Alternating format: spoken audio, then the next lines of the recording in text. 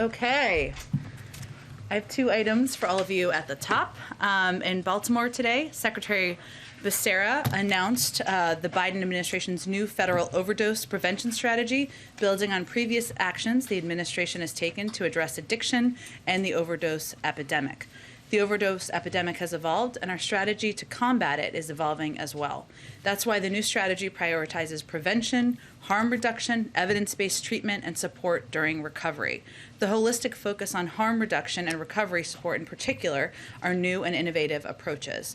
That includes actions like increasing access to medication treatment for people with opioid use disorder, strengthening the recover support services workforce by funding community-based training programs for peer support specialists working in behavioral health, and expanding access to harm reduction services.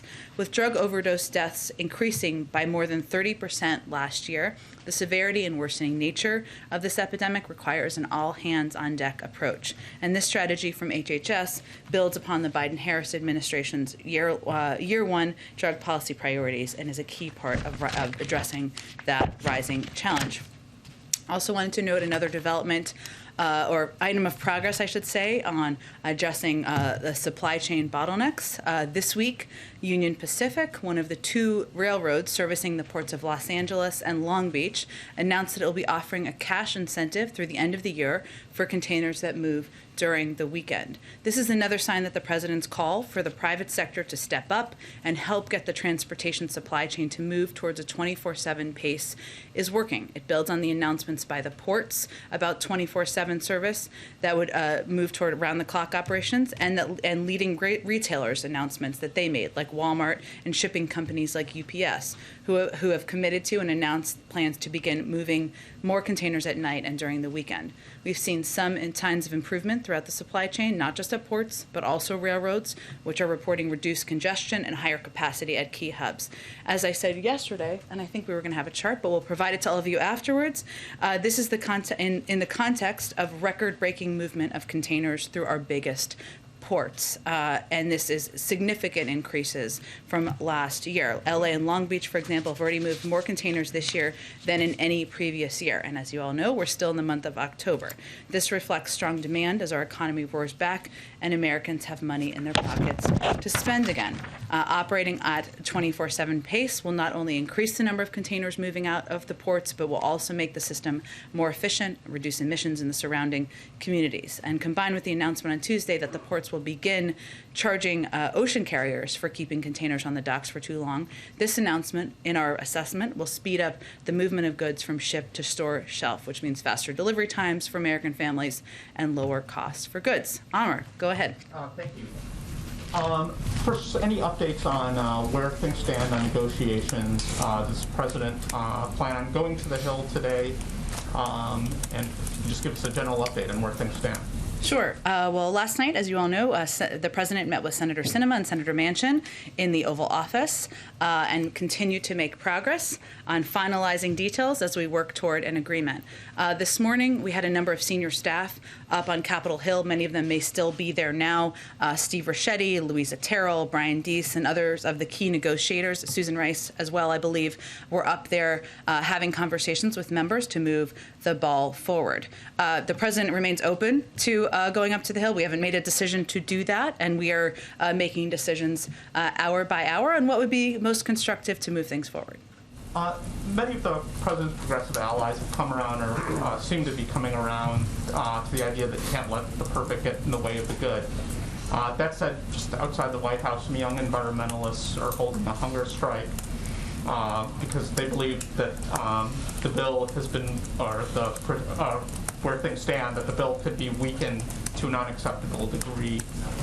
What's the precedent to those young people and others that feel that this has been watered down too much and that perhaps the president should have been more publicly engaging in debate with Senator Manchin and Senator Sinema? The reconciliation package they're protesting, or the infrastructure bill, or all of it? The reconciliation. Well, what I would say first, the president admires the activism, the energy, of young people who are out there advocating for what they believe in, and the changes that he agrees should be made to how society functions, to long overdue investments in our climate. I think what we would say is, one, we are on track now to move forward. Once we get an agreement, which we are confident we are going to move ahead to have the biggest investment in addressing the climate crisis in history by the United States. It's not just the biggest; it's 5 times bigger than the second, what would be the second largest, which would be the Recovery Act. This is would be a historic investment and something that would make have enormous impact on addressing these issues. And I would note that, and I don't know all of the things that are of concern to them, but since you asked me about the framing, and I don't know if climate is one of them, but I assume it might be, so let me start there, is that what we're talking about here is creating targeted manufacturing credits that will help grow domestic supply chains for solar, offshore, and onshore wind, expanding access to rooftop solar and home electrification, expanding grants and loans to rural co-ops to boost clean energy and energy efficiency, expanding grants and loans in the agricultural sector, and we are talking about a historic effort to make critical investments in environmental justice, something that is long overdue, that is central, that is important to the president, important to our climate and our clean energy team. I'd also note that there's been some reporting about this as well, and I don't know if they were talking about child care. I don't know if young people are. I'm happy to hear that, but maybe they were. But what we're talking about in terms of this package is also closing in on a deal that would make pre-K for 3- and 4-year-olds universal and free. This has never been done before, ever. Right now, just to give you some context, the average cost of preschool in the United States costs $8,600. Only 2 million 3- and 4-year-olds are in publicly funded preschool across the country. This legislation is on track to enable states to expand access to free universal preschool for 6 million 3- and 4-year-old children per year and increase the quality of preschool for more children many children already enrolled in publicly funded preschool.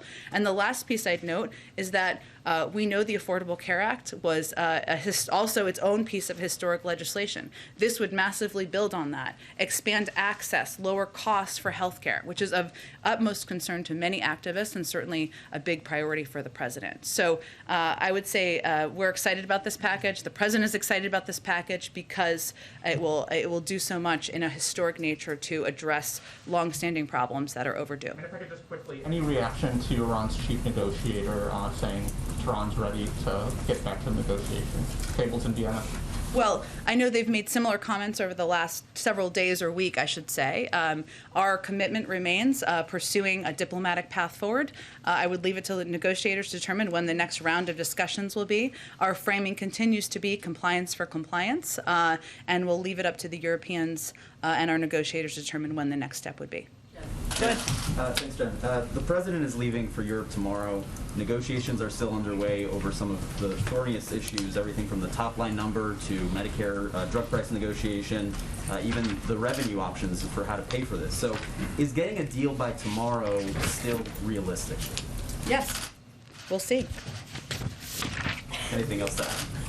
I would say that where there is also another way to frame what you posed to me, and I know why you framed it the way you did, is that there is also broad agreement in Congress among Democrats who we need to support a unified path forward, that we need to address the care economy and take steps to lower the cost of child care, of elder care, of early childhood education and make it more accessible, that we need to do more to make healthcare more accessible and affordable and cut costs, that we need to do more to address the climate crisis. There is agreement on that. What we're talking about here is the nitty-gritty details, as I like to say. That's always what the focus is on at this point in the negotiations, but it's only 1:30. We've got some time. For days now, we've been hearing we're very close to an agreement from you guys, from folks on the Hill, and yet so many of these issues are still outstanding, and so just kind of wonder how it's possible that that could happen within 24 hours. Have you covered a piece of legislation getting passed before? I think you have, right? So as you know, when it gets to the final stages of it,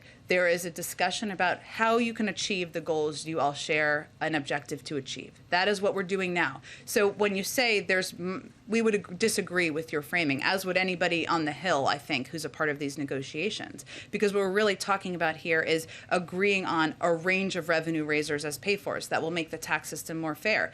You've already seen developments and progress on that front over the last 24 hours. What we're talking about is which components of cutting costs and making healthcare more affordable and accessible there is enough agreement on to get this across the finish line. So those are the final details that need to be worked through, and that's what our team's on the Hill working on. And let me ask you about something that the president reportedly told members of Congress last week. According to Congressman Ro Khanna, he said that the president told progressive lawmakers that the prestige of the United States is on the line, that he needs this, meaning a deal, to go represent the United States overseas. Does he still believe that the prestige of the U.S. is on the line if he can't get to a deal? Well, he's said since that time that it's certainly his preference. Of course, he would love to head on his trip with a deal. But I think our national security advisor yesterday also addressed this question several times and made clear that what world leaders are looking at, and through his conversations with his counterparts, they're looking at the president's commitment to making a historic investment in addressing the climate crisis, to addressing some of the overdue infrastructure issues that we have in the United States that have made us less competitive, to making the global minimum tax a part of our law here. They're seeing we're making progress. They're sophisticated. They're seeing we're on the verge of getting to a deal, and that's not, they don't look at it through the prism of whether there is a vote in one body of the legislative body before he gets on an airplane. And if I could just ask you one last one on Facebook, which is CNN reported today on leaks from Facebook, which show that the company is struggling to stay on top of misinformation about the coronavirus and coronavirus vaccines. Is the administration in touch with Facebook about vaccine misinformation on the platform, and how concerned is the president about this latest report? Well, I'm not going to read out private meetings or conversations we're having in this space. What I will say is that we've seen the reporting, of course, and it is unfortunately not surprising for us to hear that Facebook knew of these problems, has known of the issue possibly as early as the beginning of this pandemic. That is what the reporting tells us. That does not surprise us. A reminder that in July, our Surgeon General came to this briefing room to label misinformation a public health issue, and importantly, conveyed that social media outlets are a prime channel for the trafficking of bad information, given their enormous role in our society. And since then, we've continued to see platforms regularly amplify anti-vaccine content over accurate information. That's the basic problem, and that's what we continue to see happen. Go ahead. Jen, speaking of pay-fors, Yeah. when we talked about the billionaires tax, is the White House confident that a billionaires tax would withstand legal challenges? Which I guess is another way of asking, is it legal? We're not going to support anything we don't think is legal, but I will tell you the president supports the billionaire tax. He looks forward to working with Congress and Chairman Wyden to make sure the highest income Americans pay their fair share. I would also note that there are a number of different components of pay-fors or components that will make the tax system more fair, as we like to say, including imposing a 15% minimum tax to make sure large corporations pay their fair share. We saw some aligning around that, I should say, yesterday. Also, creating a global minimum tax, something I just referenced, that will make the United States more competitive and end the race to the bottom around the world, something the United States is leading the global effort to have agreement on, and closing loopholes for high-income Americans, including a loophole that allows some taxpayers, like hedge fund managers, to escape a Medicare tax imposed on all high income, and of course cracking down on wealthy tax cheats who are taking advantage of every honest taxpayer and invest in enforcement to stop the 1% from evading $160 billion in taxes. So that is an idea that's been out there. That is part of the discussion. We support that. There's also a range of options that are also under discussion, and there's broad agreement around. Any response to Elon Musk's criticism of this, saying that once the government runs out of money, they come after other people's? I think our response to anyone who has opposes is that we believe that the highest income Americans can afford to pay a little bit more in order to make historic investments in our workforce, in our economy, in our competitiveness, and that has a net benefit on people across the country. One other topic, Turkish media is reporting that President Biden will meet with President Erdogan in Glasgow. Can you confirm that and any other bilaterals that the president plans to make? Certainly understand the interest, and I expect we'll have more on the bilats in the next day or two, but I don't have anything to confirm quite yet. When the Pope Go meets ahead. with the president, Jen, I'll come the around White to you. House Oh, and there's no says- reason to scream over other people. I'll come to you. Go ahead. On the billionaires tax, Senator Manchin has expressed concerns that it's too targeted. What is the White House thoughts on if this should be broadened out more? Look, there's a discussion right now about key components of how to make the tax system more fair.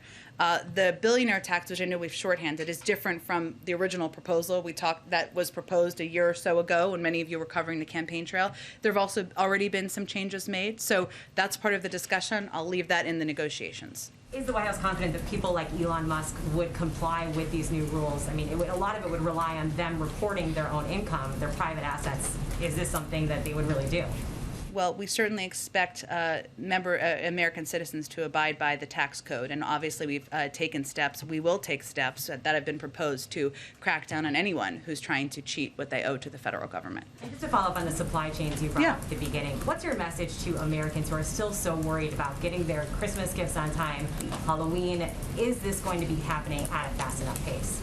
Well, I think our message is that, one, what's happening right now, and I wish I had the chart, but we'll give it to all of you afterwards, is that so many people across the country are purchasing more goods online. Maybe some of it is from habits that developed during the pandemic when people weren't leaving their homes. Some of it is because we've seen an economic recovery that has been underway for the last 9 months, where 5 million more people are working. The unemployment rate has been cut in half. And that is leading to a massive increase in volume. That's what's happening at ports. But what we would tell people is we are addressing and attacking the supply chain issues, even with the increased volume, which is the root cause here, at every front, which means overseas, making sure people get COVID vaccines, which means making sure ports are fully operational, working with railroads, working with truckers and labor unions to make sure we have more people driving trucks, more people moving goods. So I think what people should know is this is a top priority. We've already seen progress, and we're going to continue to stay at it.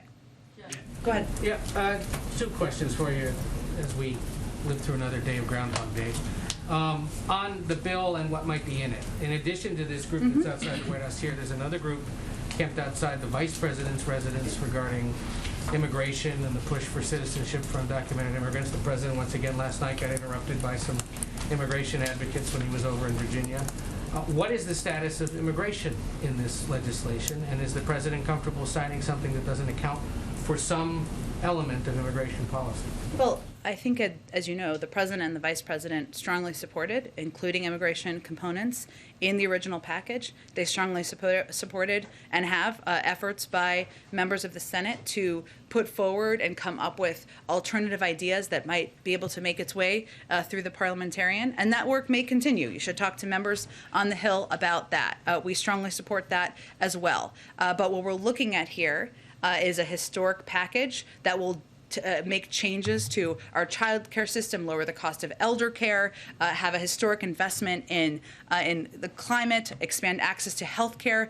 That is what we are excited about in this package. We know it's not going to have everything we want. It's not final yet. And you know the President is very committed to getting immigration done. If the House can't pass the infrastructure bill, the hard infrastructure bill, the BIF, I guess, is that what we call it? Yeah, bring back Biff.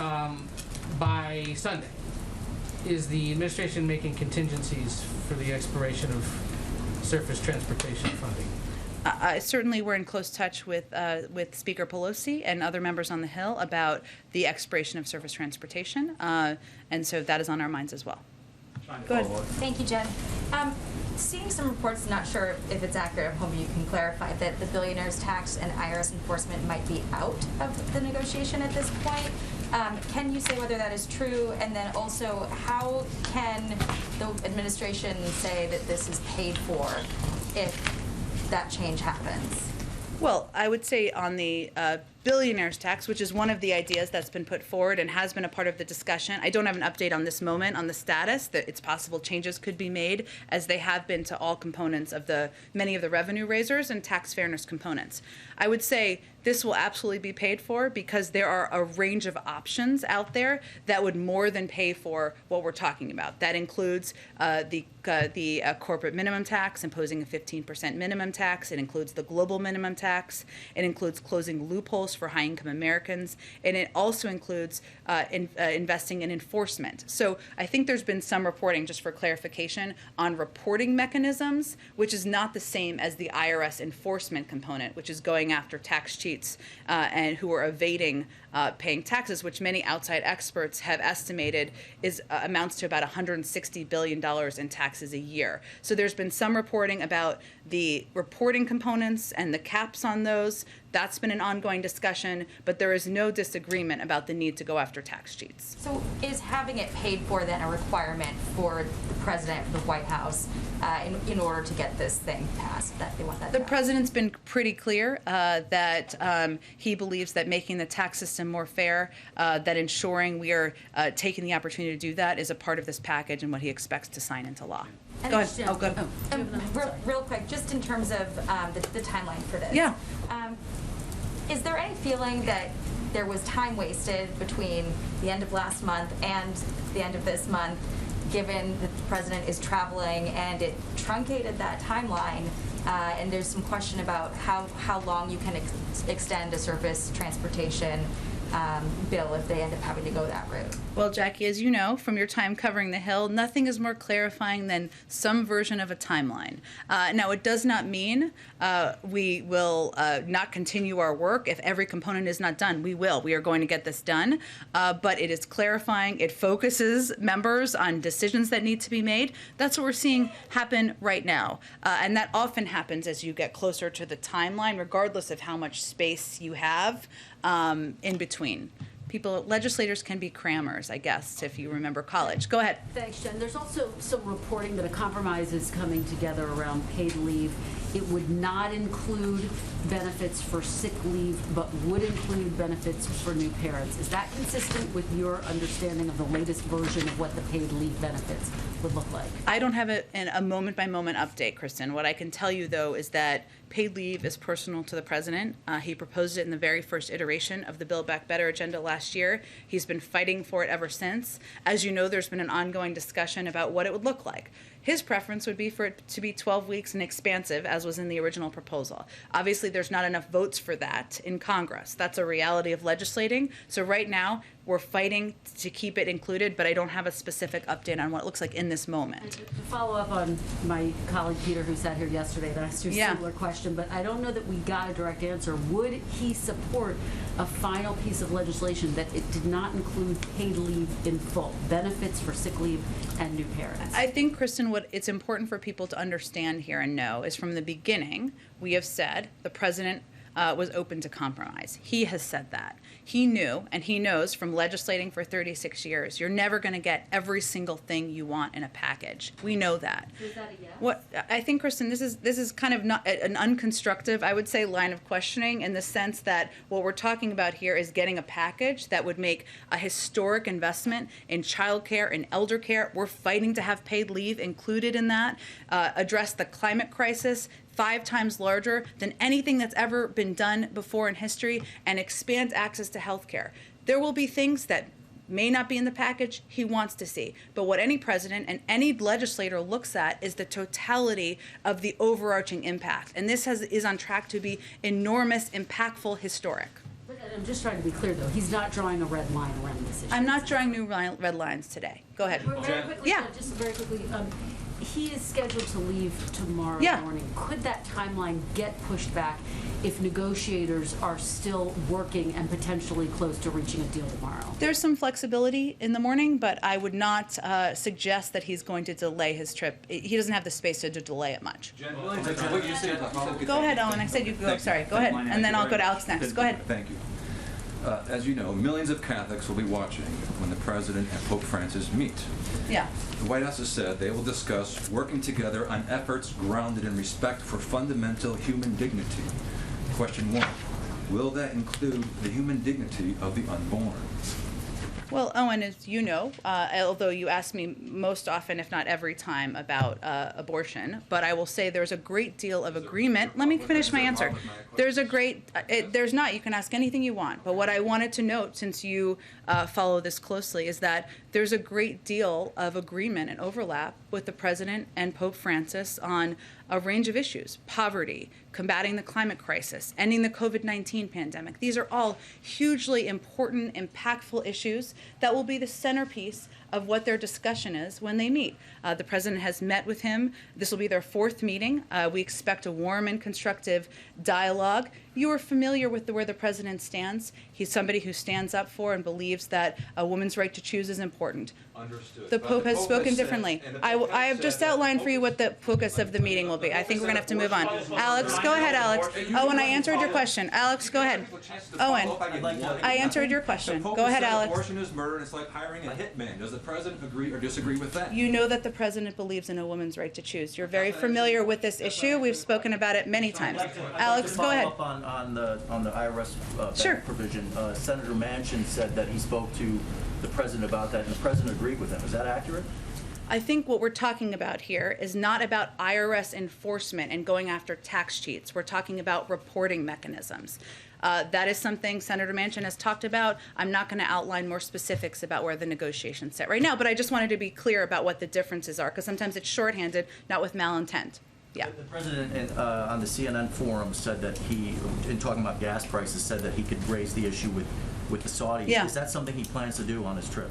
I think, as Jake said yesterday, and there's not a development since then, Alex, but we're happy to keep you updated, because I think we're still assessing who's coming from many different countries to these meetings. You know, the President will look for an opportunity to certainly raise concerns about supply and OPEC needing to release more supply, but in terms of if and when that will happen, we're just not there yet. And then finally, is the White House going to take any regulatory actions on methane emissions before this trip? There's some talk about that. I don't have anything to preview at this point in time. Obviously, addressing methane emissions is something our climate team has talked about in the past. There will be more to talk about, discuss, but nothing to preview at this point in time. Go ahead. Hi. I'll go ahead. I'll come to you next. Go ahead. Just to follow up on supply and rising prices and inflation. A couple weeks ago, you pointed to data indicating that the rate of inflation was decreasing month to month over the last couple quarters. And that the forecasts expect that to continue in 2022. Does the White House believe that we've reached peak inflation, or does it expect prices to continue to rise over the holidays? Well, the inflation and prediction of inflation is under the purview of the Federal Reserve. And so what I often point to is their predictions and their projections, which they update, as you know, on a regular basis. What they have projected is that inflation will come down next year. That remains the projection. The OECD has also made similar projections about inflation and when it will come back down. I've also said we also anticipated that there could be increases as the economy was turning back on. That is something that the Federal Reserve and other outside economists have also predicted and projected. If you're talking about different costs for different components of society, there are different issues that are happening, whether it is the price of food. We've talked a little bit in the past, or I have here, about the fact that there is meat conglomerates who there's a lack of competition. We are addressing that issue. Obviously, the price of gas is a separate issue. So we can talk about any component you are interested in, but in terms of the projection of inflation and data, that's under the purview of the Federal Reserve, and that's what I would point to. Just one question about climate change. So the President, of course, is preparing for this climate summit next week.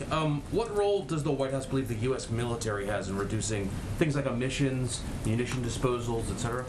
Well, certainly, I know military leaders, members of the Defense Department in the past have spoken to the threat of the climate crisis, the impact it could have on countries, on national security, and on countries around the world because of drought, because of famine, and risks that poses.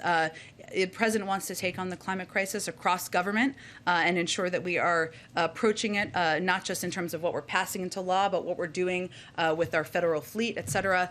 Any additional announcements, I point you to the Department of Defense. Go ahead. Is the idea of raising the corporate rate, is that entirely off the table in this Build Back Better plan? it's all of these tax components are under discussion. I have nothing to rule out at this point while there's live discussions. Just one more question. General Mark Milley earlier today compared China's hypersonic weapons test to a Sputnik moment. He said during an interview on Bloomberg TV, what we saw was a very significant event of a test of a hypersonic weapon system, and it was very concerning. I don't know if it was quite a Sputnik moment, but I think it's very close to that. It has all of our attention. Does the White House agree with that assessment? Well, I've seen, of course, General Milley's comments. I think what he was conveying was the concern we all have about China's military modernization efforts. They continue to pursue capabilities that increase tensions in the region, and we continue to have concerns about that. And I think that was reflected in his comments. Go ahead. Follow-up? Thanks, Jen. I wanted to ask, is there any more you can share on President Biden's perspective on progressives' concerns that a framework for the social safety net and climate plan is not enough to move forward with an infrastructure vote? Well, the president, first I would reiterate that the president is absolutely committed to getting both pieces of legislation done. He's conveyed that publicly. He's conveyed that privately. As you all know, yesterday he had a very good meeting with chairs and members of the Congressional Black Caucus, Congressional Hispanic Caucus, Congressional Asian Pacific Caucus, American Caucus, Congressional Equality Caucus, and Congressional Women's Caucus. And they all came out and they went to the stakeout agreeing that this historic deal we're nearing would represent enormous and long-sought triumphs for the constituencies they represent. So I would say we would reiterate, and he would reiterate, as he has done privately, his commitment to getting both pieces of legislation done, that we're on track for a historic package, and certainly what he's been working on is getting agreement on moving both pieces of legislation forward.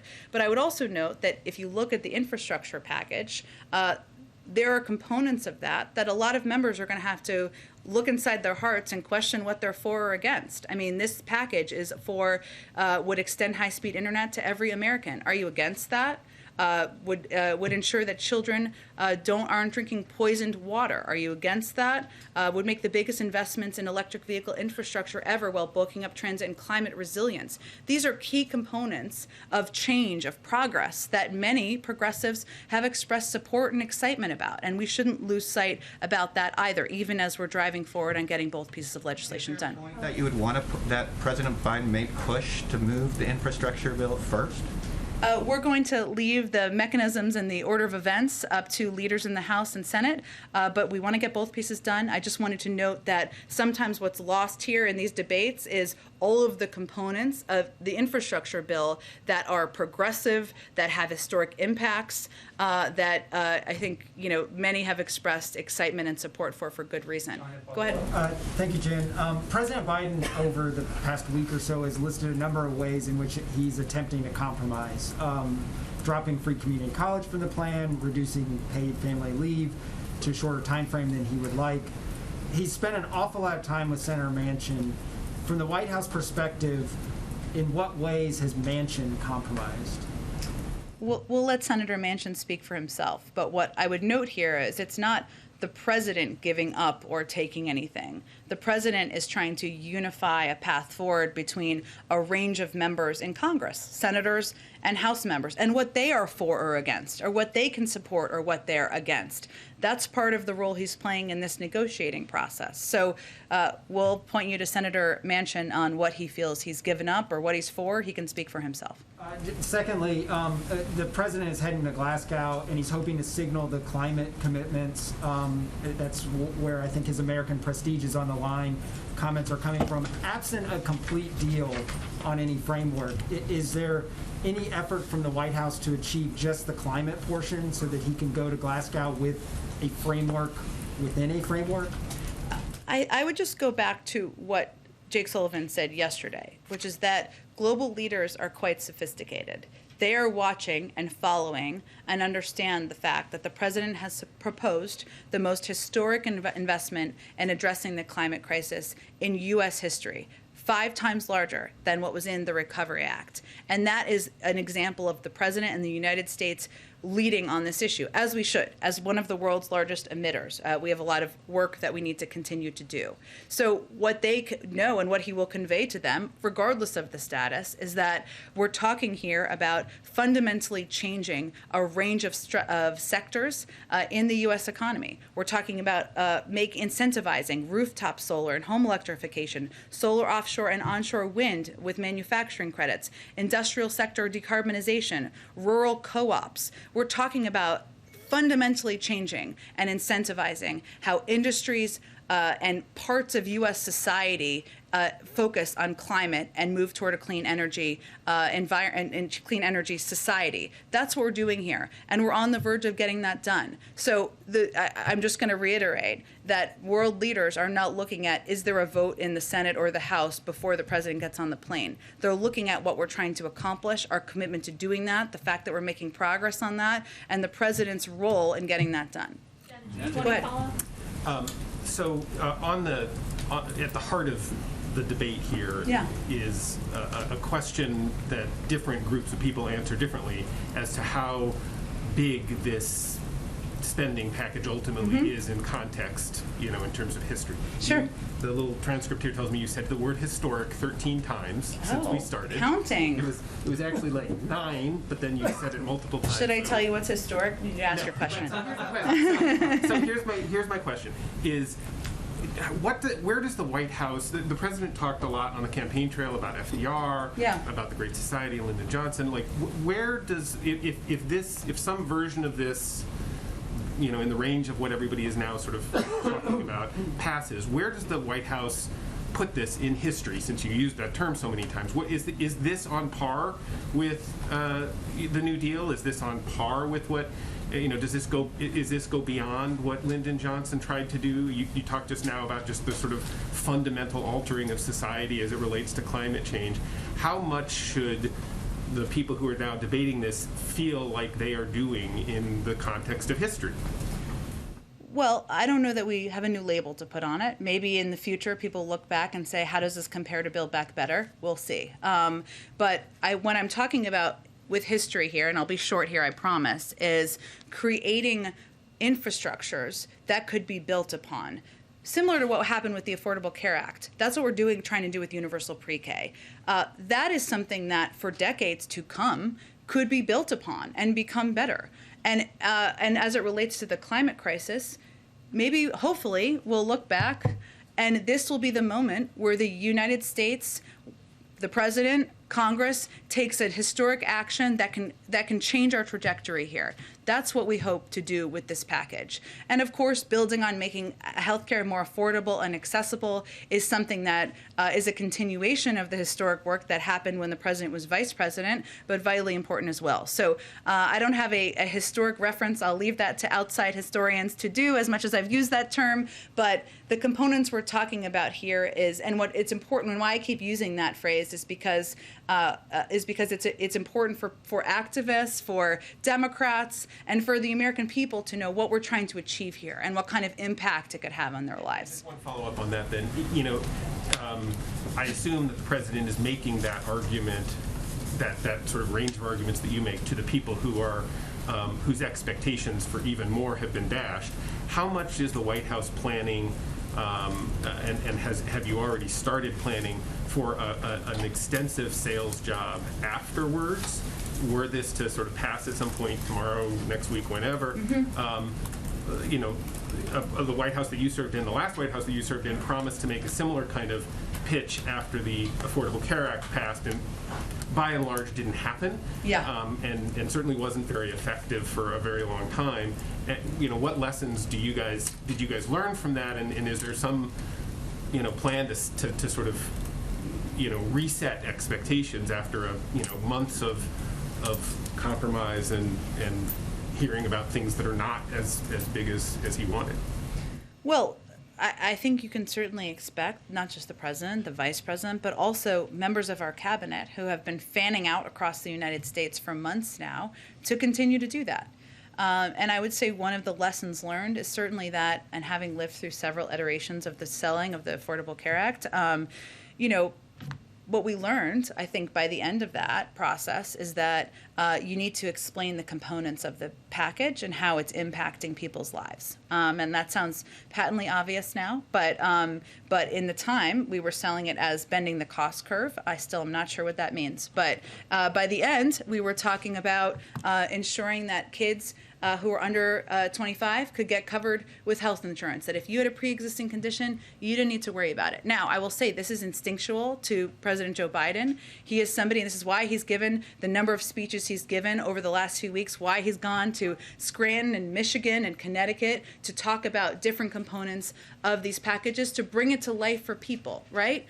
If you care about the climate, this is going to have a huge impact on addressing the issue that is close to your heart. If you were a parent struggling to make ends meet, we're going to give you some more breathing room. We're going to make childcare more affordable. We're going to make universal preschool a reality, right? The things that are going to impact people's lives is how we will continue to talk about this. And it is very clear that once you have a final package and you have what those components look like, it does make it a little bit easier to do that. No question about it. Go ahead. Thanks, Jen. My colleague is reporting that a few dozen House progressives would only vote for BIP if there's a framework deal and legislative tax that's introduced, and having verbal agreements from the president and Senator Sinema and Manchin wouldn't be enough. So just to follow up, would the president press progressives for an infrastructure vote before October 31st, even if there is no framework deal in place?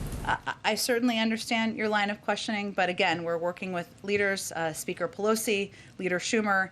I don't have anything to predict for you in terms of the timeline or order of events here. Is there any concern that you would lose Republican support that you have for BIF if Congress waits to, align passage of the two as the progressives would like? I think Speaker Pelosi has quite a bit of experience calling a vote when she knows there's the votes to be had, and that's what we're working toward.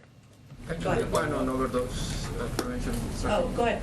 The American Trucking Association is urging the administration to push back an OSHA requirement for larger companies for the vaccine until after the holidays. They're warning that some drivers would rather quit than get the shot. Given the supply chain concerns, is this something the administration might consider? Well, I think it's important for people to understand that the first step here is not firing or quitting. The first step is counseling, and sometimes there are alternative options as well.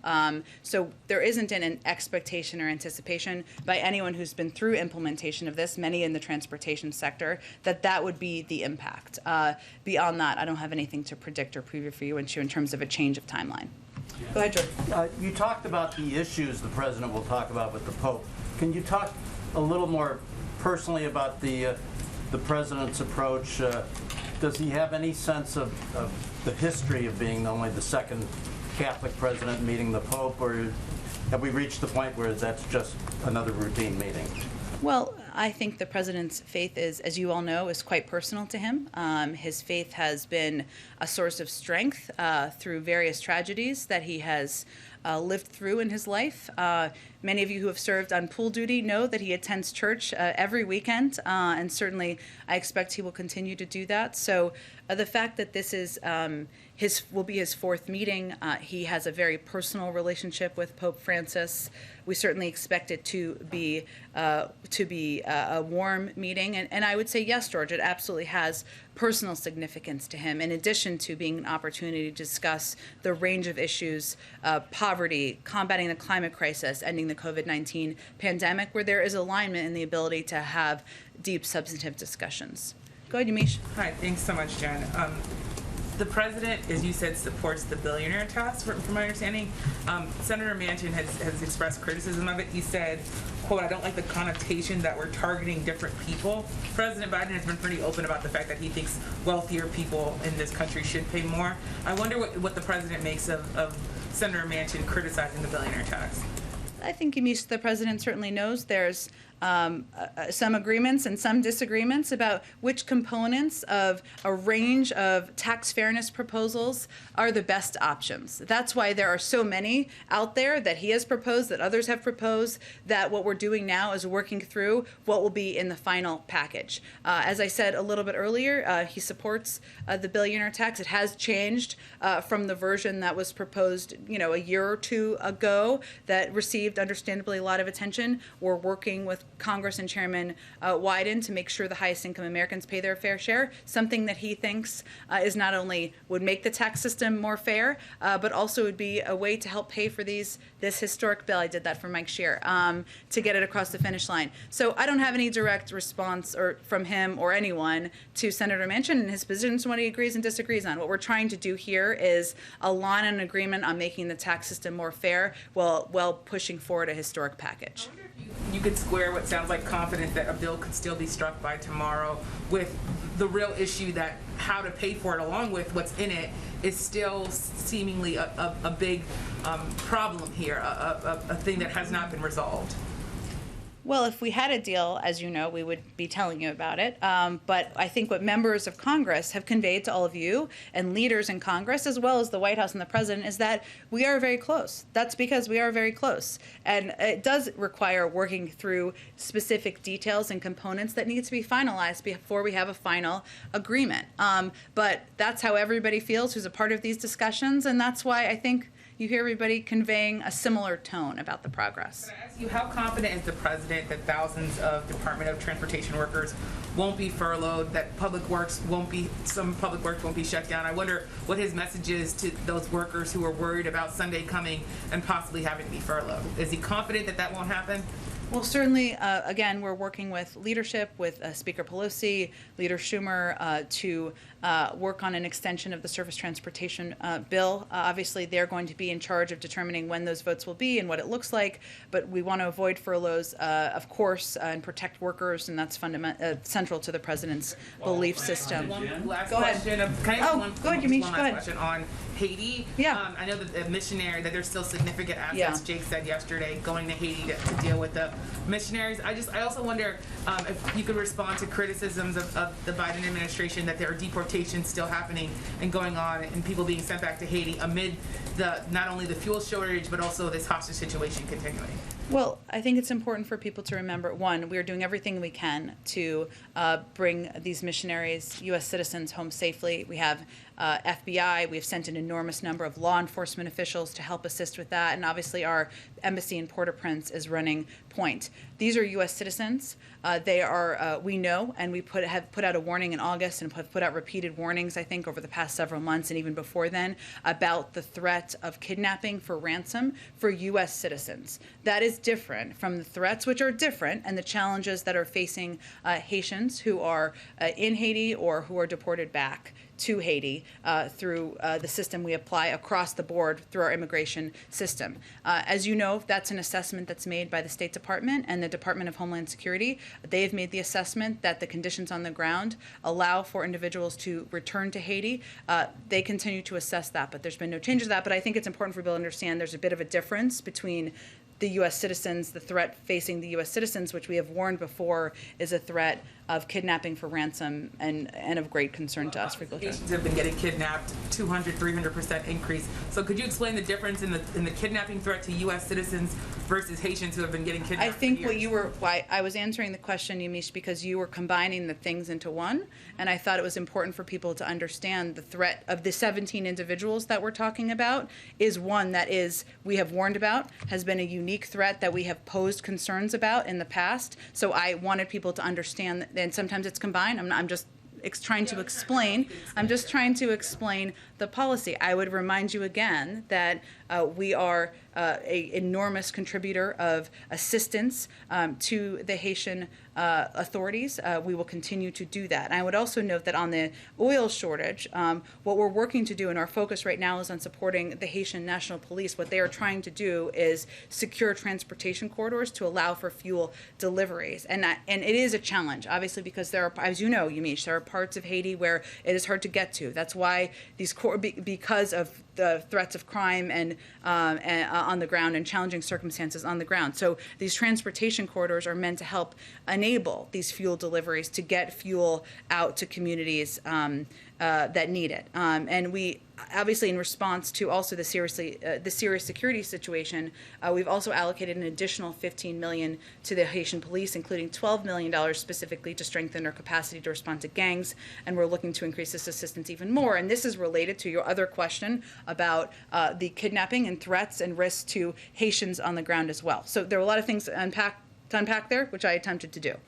Okay, one more in the back. Did you? I don't know. Go ahead, in the back. Jen. A couple of things real quick. First, it seems like the paid leave might actually be out entirely. And is that something that y'all can accept? It's still under discussion. I would note that the president proposed 12 weeks of paid leave because he absolutely believes it's long overdue to ensure women across the country, families across the country have access to paid leave. It's something we're continuing to fight for, but I don't have a final package quite yet. But he said at that town hall that 4 is better than 12, but obviously 0 is worse than 4, right? Again, I can convey to you what the president supports. What I think your understandable questions are is there 50 votes for paid leave for a package? We hope there are. That's what we're advocating for and we're pressing for. The president wants paid leave to be in this package. There was a letter from the White House General Counsel yesterday to the National Archives, I believe, and it mentioned in there that there's a subset of documents that the committee had agreed not to request at this time. And I'm wondering how those documents are different from other documents that the president has said, go ahead and turn them over, that there's no executive privilege that applies. Well, the deferral referenced in the letter, which is I think what you're talking about, is a routine part of the accommodation process between Congress and the executive branch in these types of matters. The committee agreed to defer a small number of documents, so I would refer to you on what those documents are, or what that looks like, or the scope of those. They'd be best equipped to address that. Okay, thanks everyone.